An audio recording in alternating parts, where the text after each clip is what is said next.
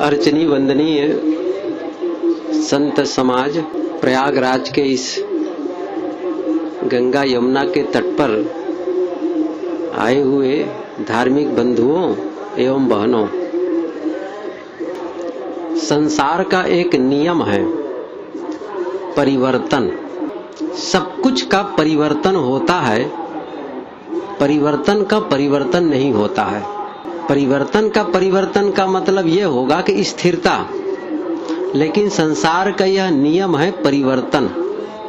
अभी आप लोग जब इस पंडाल में आए होंगे उस समय कुछ और रहा, अब परिवर्तन हो गया।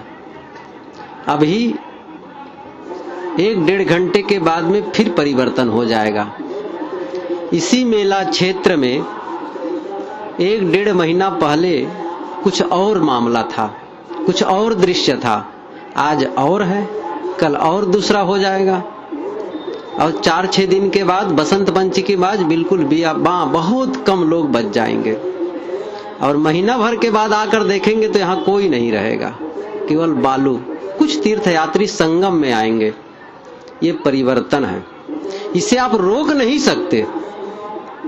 संसार में जो परिवर्तन का नियम है उसे कोई नहीं रोक सकता है। अब आप लोगों को बताऊं, ईश्वर और परमात्मा भी नहीं रोक सकता है। नाराज न होइएगा। क्या ईश्वर और परमात्मा रात और दिन को रोक देंगे कि रात न हो दिन न हो? रात के बाद दिन, दिन के बाद रात, ये नियम है। ऋतुओं का परिवर्तन ये नियम है।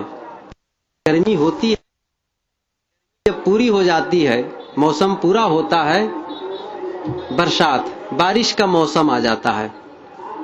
बारिश का मौसम समाप्त हुआ है, लोगों के शरीर में गर्म कपड़े आ गए हैं। कोई चादर ओढ़ा है तो कोई कंबल लेकर आया है, कोई स्वेटर पहना है तो कोई इनर पहना है। मौसम बदलता है, वस्त्र बदल जाते हैं। अभी 2 महीने के बाद, 3 महीने के बाद आपको कहे फिर से कंबल ओढ़ने के लिए तो आप नाराज हो जाएंगे। जेठ की गर्मी में आपको स्वेटर पहनने के लिए कहेंगे तो आप मजाक करते हो। स्वेटर कैसे पहनेंगे? सब बदलता है, मौसम बदलता है,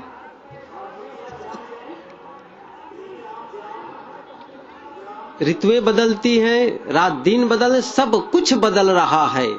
मैंने कहा शुरू में, इस विश्व का नियम, ब्रह्मांड का नियम है परिवर्तन, और परिवर्तन में ही विकास संभव है। ये भी ध्यान दीजिए। यदि परिवर्तन न हो तो निर्माण भी न हो। इसी परिवर्तनशीलता की धारा में निर्माण और विनाश ये दोनों होते हैं। धान है, धान का विनाश होता है तो चावल बनता है, और चावल जब नष्ट होता है तब भात बनता है। चावल ही बना रहे तो भात कैसे बनेगा? बदल गया वो। और भात जब शरीर में डालते हैं तो उसका भी परिवर्तन हो जाता है। तो कुछ शरीर के लिए आवश्यक होता है और कुछ शरीर के लिए व्यर्थ होता है, उसको बाहर निकाल देते हैं। परिवर्तन हुआ। सब कुछ का तो परिवर्तन है, सब कुछ बदलता है। बस हम लोग कई बार घर आवाश्रम भी बदल देते हैं। देखो, हर आदमी गृहस्थी में ही जन्म लेता है, माता पिता के संबंध से वो गर्भ रहता है और वो जन्म लेता है। लेकिन गृहस्थी मर्यादा को छोड़ दिया, विरक्ति मर्यादा में आ गया, तो आश्रम का परिवर्तन हुआ, अवस्था का परिवर्तन हुआ, चेहरे का परिवर्तन हुआ। आप अपने शरीर को देखिए ना, आश्रम चेहरे का परिवर्तन हो गया। आपके जिस समय आप जन्म लिए हैं उसके 1 साल के बाद चित्र लिया गया हो, फिर 5 साल के बाद चित्र लिया गया हो, 10 साल के बाद लिया गया हो, 15 के बाद, 20, 25, ऐसा क्रमशः लेते जाएं और आज को मिलाएं। जिसकी उम्र 60 की हो गई साथ मिलान करें तो कितना परिवर्तन नजर आएगा। तो चेहरे में परिवर्तन होता है, कपड़े में परिवर्तन होता है, घर मकान में परिवर्तन होता है, खेती बाड़ी में परिवर्तन होता है, सब कुछ में परिवर्तन होता है। मौसम के अनुसार खाना पीना भी होता है। मौसम के अनुसार मौसम परिवर्तन होता है, तो ठंड का मौसम आता है तो गर्म चीजों को लोग खाते हैं, गर्म पदार्थों का सेवन करते हैं, और गर्मी के मौसम में ठंड पदार्थ का सेवन करते हैं। मैं ये कह रहा था, इस परिवर्तनशीलता की धारा में हमें भी प्रकृति के नियम के अनुसार चलना है, हमें भी बदलना है। और सब कुछ बदलता है, नहीं बदलता है तो स्वभाव। मैं कहना यह चाहता हूं, सब कुछ बदला लेकिन स्वभाव नहीं बदला, आदत नहीं बदली, तो क्या बदला? स्वभाव न बदले, आदत न बदले, आप शराब पीते हैं, सिगरेट पीते हैं, तंबाकू खाते हैं, गुटखा खाते हैं। और ये भी बात है, मौसम तो बदल जाता है लेकिन यह नहीं बदलता है। गर्मी के मौसम शराब पीने वाला ठंडी के मौसम में भी पिएगा, बरसात के मौसम में भी पिएगा, वो दिन में भी पीता है, रात में भी पीता है, कोई ठिकाना नहीं कब पिए। इसी प्रकार बीड़ी तंबाकू पीने वालों को, यहां बहुत लोग बैठे हैं जो पाप काटने के लिए आए हैं गंगा मैया की शरण में। पाप काटना है क्या? जब दोष कटेंगे तब तो पाप कटेंगे। जब दोष नहीं कटेंगे, जीवन में परिवर्तन नहीं आएगा, तो पाप कहां से कट जाएगा?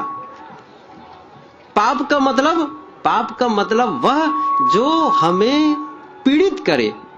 एक संत ने गाया है, एक कवि ने गाया है कि पाप वही मन मध्य विकारा, तीर्थ वही जो कि पाप से तारत। हम लोग तीर्थराज प्रयाग में है, सामान्य तीर्थ नहीं है ये, तीर्थराज प्रयाग। और तीर्थ कौन है? उन्होंने कहा है कि तीर्थ वही जो कि पाप से तारत, और पाप वही मन मध्य विकारा। फिर वो असली तीर्थ को बताते हैं, सो सतसंगत तीर्थ सत्य है, दुर्गुण नासत लागे न बारा। पाप से मुक्ति दिलाने के लिए असली तीर्थ यदि कोई है तो वह है सत्संग। सत्संग ही हमें पाप से मुक्ति दिलाता है, वही तारता है। मैं शुरू दिन यहां आया था तब एक प्रश्न किया था आप लोगों के बीच, बहुत से नए चेहरे हैं, मैं फिर से उस प्रश्न को दोहरा दूं। पाप के विषय में बात आई तो पाप कहां है? पाप तन में है कि मन में है? आज समाधान कर ले। तीर्थराज प्रयाग की इस पावन मेला में हम आज निर्णय कर लें कि आज पाप तन में है कि मन में है। सब लोग समझ सकते हैं, कोई नहीं कहेगा कि तन में पाप चिपका है, क्योंकि तन में मैल चिपका है, पाप नहीं चिपका है। और किसी भी पवित्र जल हो, चाहे जो जल हो, चाहे वो हैंडपंप का जल हो, चाहे तालाब का पानी हो, चाहे गंगा यमुना का पानी हो, कहीं का हो, जब धोएंगे तो किसको धोते हैं? तन को धोते हैं। तो तन में तो पाप नहीं है, तो धुला क्या? मन तो धुला नहीं, मन तो भीतर है। उस मन को धोने के लिए क्या चाहिए? उसके लिए सत्संग रूपी वारी चाहिए। सत्संग में आएंगे, यही पखारेंगे। इसीलिए हमारे यहाँ जो गाया जाता है रोज यहाँ अंतिम में कि ज्ञान गंगा नहा लो प्यारे मना, ज्ञान गंगा नहा लो प्यारे मना, और पाप दिल का धुला लो प्यारे मना। ज्ञान की गंगा में निमज्जन करना पड़ेगा। मेरा आरंभ का विषय यह था कि सब कुछ का परिवर्तन होता है, स्वभाव का परिवर्तन नहीं होता है। जिस शरीर की रक्षा के लिए हम बहुत कुछ करते हैं, उसी शरीर के नुकसान के लिए हम दुर्व्यसन करते हैं, दुराचार करते हैं। क्या मतलब निकलता है हमारे इस जीवन को? इस प्रकार केवल बाहरी रूप से हम केवल कर्म कांड करते रह जाएं, केवल कहीं स्नान इत्यादि में ही अपने इतिश्री मान लें और यह समझ लें कि हमारा काम पूरा हो गया। ये तो एक रूटीन वर्ग सरीखी होगा। लोग जाते हैं, नहाते हैं, मैं इसको बुरा नहीं कहता हूं, गलत नहीं कहता हूं। ये धार्मिक मेला है, विश्व में ऐसा कहीं नहीं लगता है जहां इतने लोग इकट्ठे हों और विभिन्न मत पंथ के लोग इकट्ठे हों। कोई भी आएगा जिज्ञासु, मुमुक्षु, साधक, वे एक आंगन में विभिन्न मत पंथों के विचार को सुन सकता है। कोई यहां से अयोध्या जाना चाहे, काशी जाना चाहे, हरिद्वार जाना चाहे, दूर दूर की यात्रा करना चाहे और वहां सत्संग का लाभ लेना चाहे तो बड़ा कठिन है। समय भी चाहिए, पैसा भी चाहिए। और यहां आने पर हरिद्वार के संत मिलेंगे, अयोध्या के संत मिलेंगे, बनारस के संत मिलेंगे, उनके विचार सुनेंगे, इसलिए आवश्यक है। लेकिन आप इतना ही मत मान लीजिए कि यहां आए और स्नान कर लिए और सिर के बाल उतरवा दिए और काम पूरा हो गया। बाल है, बाल का मतलब समझ रहे हैं, बालपन अज्ञानता का सूचक है। अज्ञानी भोला आदमी बालक है, तो बालपन का मतलब अज्ञानता, अज्ञानता को उतारना है। अब केवल ऊपर के बाल उतार लिए तो कैसे काम बनेगा? अज्ञानता को समाप्त करना है। जब तक अज्ञान समाप्त नहीं होगा तब तक ज्ञान कहां से आए, कैसे हम आगे बढ़ सकते हैं? इसलिए स्वभाव को बदलना। अब प्रश्न होता है स्वभाव बदले कैसे? इस विषय पर आए कि स्वभाव बदले कैसे, आदत बदले कैसे, दृष्टिकोण बदले कैसे। स्वभाव के बदलने के लिए सबसे पहली बात यह है कि गहरा चिंतन हो। जब तक गहराई से चिंतन नहीं करेंगे तब तक आरंभ ही नहीं होगा। ये प्रथम बिंदु है। सबसे पहली बात यह है वो कौन से स्वभाव को बदलना चाहते हैं। जो स्वभाव हमें दुख देता है, वह स्वभाव जिससे हम गलत कर्मों में प्रवृत्त होते हैं और जिससे हम दुखी होते हैं, उस स्वभाव में परिवर्तन चाहते हैं। गलत बोलने का स्वभाव है, क्रोध करने का स्वभाव है, गलत खाने पीने का स्वभाव है, गलत सोचने का स्वभाव है। ज्यादातर बहुत ऐसे लोग हैं जो गलत खाते पीते नहीं हैं, ये सच है। वो ऐसी कोई चीज नहीं खाते हैं जो शरीर के लिए नुकसानदेह हो। गलत नहीं बोलते हैं, ये नहीं है कि वो अश्लील शब्द प्रयोग करते हैं, अच्छा बोलते हैं, मीठा बोलते हैं, सब बढ़िया है। लड़ाई झगड़ा से भी दूर रहते हैं, न किसी से नहीं लड़ते हैं, न पड़ोसी से लड़ते हैं, न घर वालों से लड़ते हैं। यह सब होते हुए भी गलत सोचने की आदत हो जाती है। गलत सोचना बहुत ही आरंभ का बिंदु है। आरंभ का बिंदु है गलत चिंतन। शुरुआत में वही होता है और यह जब तक नहीं बदलेगा तब तक वाणी कैसे बदलेगी। तो गलत सोच को बदलना है, गलत विचार को बदलना है, गलत सोचने का जो हमारी प्रक्रिया है उसको बदलना है। और ये इसीलिए जब अंदर का परिवर्तन होता है तो बाहर का परिवर्तन अपने आप हो जाता है। इसलिए भीतरी परिवर्तन ही मौलिकता है। धर्म हमें भीतरी परिवर्तन की सीख देता है, बाह्य परिवर्तन की। अब बाह्य परिवर्तन जैसे हम लोग, आप लोगों को सर के कपड़े नहीं पहने हैं, सफेद कपड़ा पहन लिया और ऊपर से नीचे तक एक कपड़ा को लपेट लिए हैं, तो ये बाहरी परिवर्तन। लेकिन ये धर्म की सीख नहीं है, मैं बता दूं, ये संप्रदाय की सीख है, किसी मत की सीख है। और सफेद कपड़ा न पहनकर कई लोग पीले पहनेंगे, कुछ लोग गेरुआ पहनेंगे और कुछ लोग कपड़ा उतार के रहेंगे। ये सब संप्रदाय की चीज है। चंदन, कोई चंदन लगा सकता है सीधे, कोई लगा सकता है सेव चंदन, कोई और चंदन, अलग अलग चंदन के ढंग हैं। कुछ लोगों को देखोगे कि दाढ़ी रखे हुए हैं और कुछ लोग देखेंगे दाढ़ी बिल्कुल साफ किए हुए ऊपर से नीचे तक। ये संप्रदाय सिखाता है, धर्म नहीं सिखाता। धर्म सिखाता है भीतरी परिवर्तन, और भीतरी परिवर्तन यदि हो गया तब बाह्य परिवर्तन, हाँ बाह्य परिवर्तन भीतरी परिवर्तन में सहयोगी है, सर्वथा नकारा नहीं जा सकता है। जैसे हम साधु का कपड़ा पहने हैं तो साधु का कपड़ा पहनकर ये संकोच करेंगे कि कहीं भी पान के गिमटी पर खड़े ना हो जाएं। लोग कहेंगे क्या, एक संकोच लगेगा। शराब की दुकान में जाकर मंडराने लगे कि साधु होकर शराब की दुकान में क्यों खड़ा है, ये भय लगेगा, सहयोगी है। सिनेमा हॉल में जाकर खड़े हो जाएं, लेकिन इनको क्या जरूरत है सिनेमा हॉल में आने की, जितने लोग खड़े रहेंगे सब डांटेंगे, बाबा जी तुम क्या वहां हो, यहां पर क्या जरूरत है, संकोच होगा। इसका अपना महत्व है, इसको नकारा नहीं जा सकता है। लेकिन इतने मात्र से काम नहीं बनेगा, ये भी जान लीजिए। ये पूर्णता नहीं है, पूर्णता है वैचारिक परिवर्तन। और वैचारिक परिवर्तन हो जाने पर उसके जीवन के सारे क्रियाकलाप में परिवर्तन हो जाता है। कुछ बातें बताऊं कैसे हो जाता है। एक आदमी वह है जो प्राणी से अलग देवी और देवता मानता है, वो ये मानता है कि देवी और देवता कहीं अलग हैं, उनकी प्रार्थना करो तो हमारे दुख में वो सहयोगी होंगे, हमें वो सुख देंगे, हमारे दुख को हरण करेंगे। इसलिए अलग देवी और देवता है, उसकी आराधना करो, पूजा करो, दान दक्षिणा करो तो वो प्रसन्न होंगे। और जो प्राणी है वो देवी देवता नहीं है, ये तो मनुष्य हैं, अलग हैं। एक दृष्टि।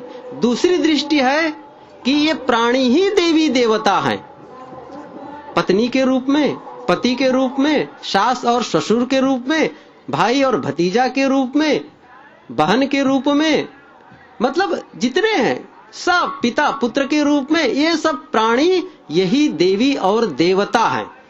ये दो दृष्टिकोण हुए, दो समझ हुई, और इन दोनों में फिर बहुत अंतर हो जाएगा। जो इन्हीं सबको देवी देवता माने, जब देवी और देवता ही हमारे आसपास में है तो किसको गाली दूं, किसके साथ ठगी विद्या करूं, किसके साथ छल कपट करूं, किससे द्वेष करूं, किससे ईर्ष्या करूं? जब ये देवी और देवता हैं तब तो गलत नहीं किया जा सकता है। किसके साथ झूठ करना है, किसके सामान को चोरी करने की जरूरत है, किसको गलत तौल से देना है? जब जितने ग्राहक आ रहे हैं वो देवी और देवता हैं, यह जब मान्यता हो जाएगी तो फिर भीतरी परिवर्तन होने से बाह्य परिवर्तन अपने आप हो जाएगा। लेकिन भीतर में हम माने बैठे हैं कि अलग है, ये सबको ठगो कोई बात नहीं चलेगा, इनके साथ चाहे जो व्यवहार करो ये चलेगा। कबीर का सिद्धांत बिल्कुल अलग है। उन्होंने कहा, अभी पूर्व वक्ता से सुन रहे थे, घट घट में वह साईं बसतु है, कटुक वचन मत बोल रे तो को पीऊ मिलेंगे। घट घट में साईं बसता है, ये भीतरी परिवर्तन की बात आई। मैं और भी स्वभाव के परिवर्तन के विषय में जो कहना चाहता हूं कि जैसे क्रोध के विषय में कहा, लोभ के विषय में कहा, मोह के विषय में कहा, ये सारे विकार कब धुलते हैं, सारे दोष कब धुलते हैं, उसके लिए प्रथम बिंदु है ये स्वीकारना कि मेरे में दोष हैं। ये प्रथम काम होगा। आप फिर एक पंक्ति में आप पैर रख दिए, जब आप स्वीकारेंगे ही नहीं, ये माने बैठेंगे कि जो मेरे जीवन में दुख है उसका कारण सामने वाला है, पत्नी है, पति है, पुत्र है, भाई है, पिता है, ये दूसरे के दोष देते रह जाएंगे दूसरों को, तब तक फिर बदलने की बात ही नहीं आएगी। अपने में हम समझें कि ये कारण मैं हूं, स्वयं स्वीकारना पड़ेगा, ये विकार मेरे में है। किसी में क्रोध का स्वभाव है और उसको पता ही नहीं कि मेरे से क्रोध हो जाता है, वो मानता है कि बहुत सही है, बिना क्रोध करे काम चलेगा। आखिर लोगों के सामने रोब दिखाए बिना, डांटे फटकारे बिना व्यवहार कैसे चलेगा? लोग तो लूट ले जाएंगे, वो कर ले जाएंगे। बनारस में भी कुछ दिन पहले जाना हुआ था, तो मैंने कहा कि भाई कटु वचन का त्याग करना चाहिए, क्रोध का त्याग करना चाहिए। बात हो गई तो एक सज्जन खड़े होकर कहने लगे, भाई आप लोग, फिर कहने लगे कोई बात, देखो अभी सुन रहे थे कि क्रोध का त्याग करना चाहिए, ठीक है ना? तो एक बुजुर्ग बैठा हुआ था, नहीं मैं इससे सहमत नहीं हूं, मैं इससे सहमत नहीं हूं। तो कहे कि कई लोग हाथ उठाओ, तो कई लोग हाथ उठाए। उन्होंने कहा मैं सहमत नहीं हूं। मैं कहां हाथ उठाया हूं? एकदम बुजुर्ग बैठे थे। तो उन्होंने कहा क्या बात है? तो उन्होंने कहा कि मान लो एक लड़की है, उसको कोई आदमी छेड़ रहा है, गुंडा, उस समय आप क्रोध करेंगे कि नहीं करेंगे? मैंने कहा रोज अवसर आता है ऐसा? कितने बार अवसर आया है आपके जीवन में? रोज अवसर नहीं आता है, कभी आता है, उससे अपने, ये क्या है, अपने दोषों को छिपा करके पलायन करना है।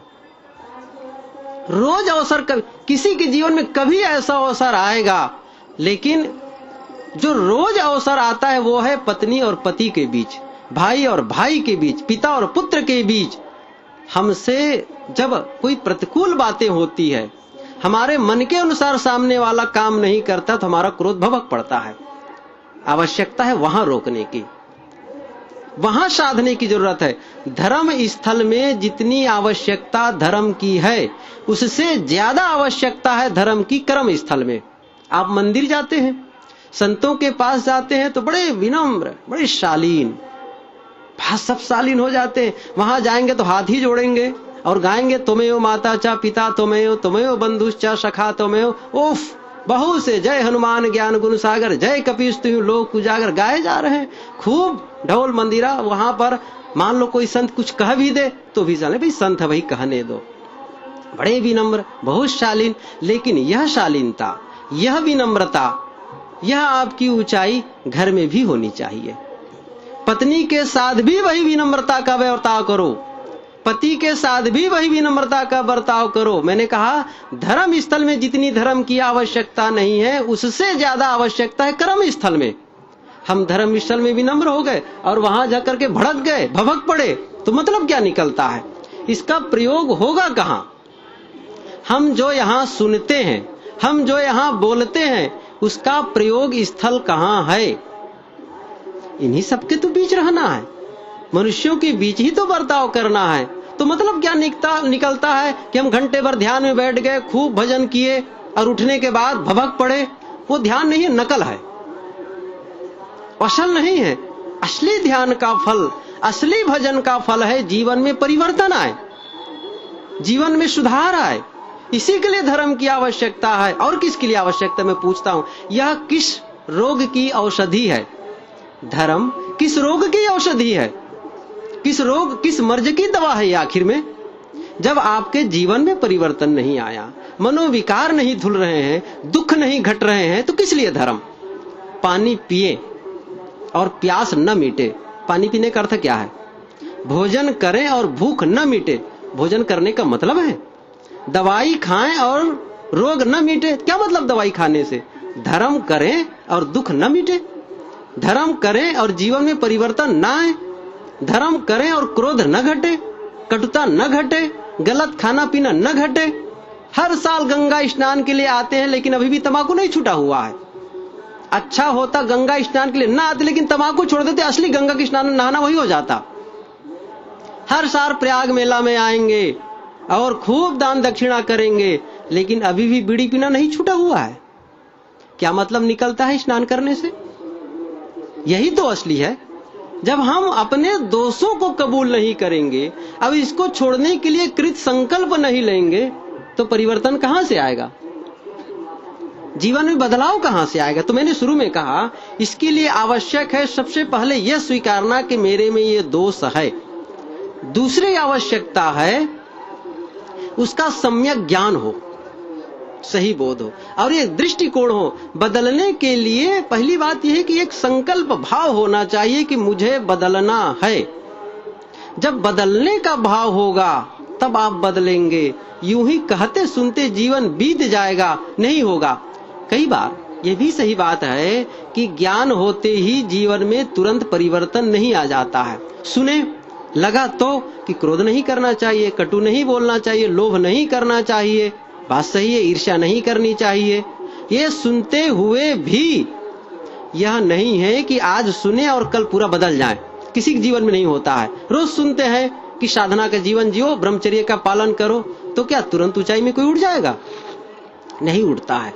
क्रोध तुरंत नहीं छूटता है, लोभ तुरंत नहीं छूटता है, मोह तुरंत समाप्त नहीं हो जाता है। इसके लिए समय लगता है। लेकिन यदि आपके मन में संकल्प भाव है, बदलने का भाव है, तो कभी वो स्थिति आ गई तो आप झुक जाएंगे, ये तय है।